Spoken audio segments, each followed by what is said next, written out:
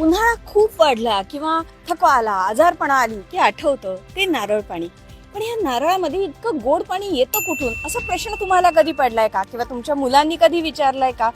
एका उंच झाडाच्या टोकाशी लोंबणाऱ्या एका फळामध्ये इतकं पाणी कसं येतं, ही एक खूप मोठी गंमत आहे. तहान भागवण्यासाठी, पटकन ऊर्जा मिळवण्यासाठी नारळ पाणी चांगलं, कारण त्याच्यात भरपूर पोषण मूल्य असतात. आजची सोपी गोष्ट निसर्गातल्या याच विज्ञानाबद्दल. शहाळं असतं फिकट हिरव्या रंगाचं, यामध्ये पाण्याचं प्रमाण जास्त असतं. पूर्ण वाढ झालेला नारळ असतो तपकिरी रंगाचा, आणि यामध्ये पाणी कमी आणि खोबरं जास्त असतं. नारळाच्या झाडाच्या प्रत्येक भागाचा काही ना काही उपयोग होतोच.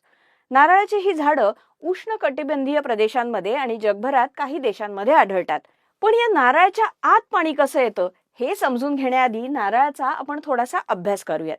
शहाळ्याचा अगदी बाहेरचा जो थर असतो त्याला वैज्ञानिक नाव आहे एक्सोकार्प. हा असतो हिरव्या रंगाचा. त्या खालचा जो तंतुमय भाग असतो त्याला म्हणतात मेसोकार्प.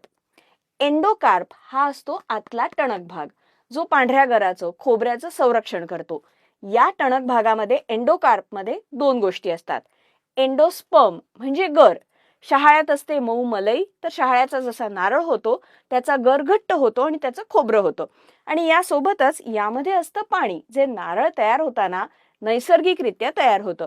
मग हे पाणी कसं तयार होतं? US national center for biotechnology इन्फॉर्मेशनच्या अभ्यासानुसार नारळातलं पाणी हे एक प्रकारचं फिल्टर्ड लिक्विड म्हणजे गाळून आलेलं द्रव्य असतं. नारळाची मुळं ही खाली मातीमध्ये साधारण 5 मीटर खोलीपर्यंत पसरलेली असतात आणि ऑस्मोसिसद्वारे ती जमिनीतलं पाणी शोषून घेतात. नारळाच्या झाडामध्ये मुळांद्वारे शोषलेलं पाणी हे झाडातल्या वॅस्क्युलर सिस्टीम म्हणजे एक प्रकारच्या वाहिन्यांद्वारे संपूर्ण झाडामध्ये पसरत असतं. हे पाणी मुळांकडनं वर खोडाकडे चढत जातं. खोडामधनं हे पाणी फळ म्हणजे नारळापर्यंत पोहोचतं. नारळापर्यंत गेलेला हा द्रव पदार्थ बनतो एंडोस्पर्म. आपण मगाशी संकल्पना पाहिल्या ना, तेच. हे एंडोस्पर्म नारळाच्या वाढीसाठी अन्न किंवा पोषणासारखं काम करतं. यातल्याच काही एंडोस्पर्मचं रूपांतर खोबऱ्यात होतं आणि हे खोबरं शहाळ्याच्या आतल्या भिंतीला घट्ट चिकटून बसतं. काही कालावधीनंतर ते टणक होतं आणि उरलेलं पाणी नारळात तसंच राहतं. नारळामध्ये आतमध्ये हवा असते, म्हणूनच वाळलेला नारळ पाण्यावरती तरंगू शकतो. मग या नारळ पाण्यात काय असतं तर जवळपास 95% पाणी असतं आणि सोडियम, पोटॅशियम, मॅग्नेशियम, कॅल्शियम या सगळ्यांचं मिळून प्रमाण असतं 5%. म्हणूनच आजारी व्यक्तींना शक्ती मिळावी किंवा डिहायड्रेशनचा त्रास होऊ नये म्हणून त्या व्यक्तीला नारळ पाणी द्यायला सांगतात, कारण यामुळे शरीरातले क्षार भरून येतात. शिवाय यातली प्रथिनं, अमिनो ऍसिड्स आणि एन्झाईम्समुळे मेटाबॉलिझम वाढतो, म्हणजे काय तर चयापचयाची क्रिया सुधारते.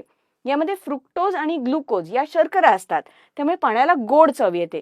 शिवाय यात C आणि B जीवनसत्वही असतात. बरं, पण मग नारळात पाणी कमी आणि खोबरं जास्त आहे किंवा खोबरं जास्त आहे पाणी कमी आहे हे नारळवाल्यांना कसं समजतं? तर ते नारळाच्या आवाजावरून.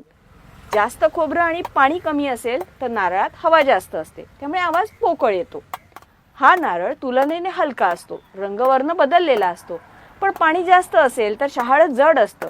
टिचकी मारल्यानंतर किंवा आवाज करून पाहिल्यानंतर तो आवाज पोकळ येत नाही आणि रंग वरून साधारणपणे हिरवा असतो. नारळाचं हे झाड म्हणजे हा माड ज्या भागात आहे तिथे पाऊस किती पडलाय यावरून नारळ पाणीदार किती ते अवलंबून असतं.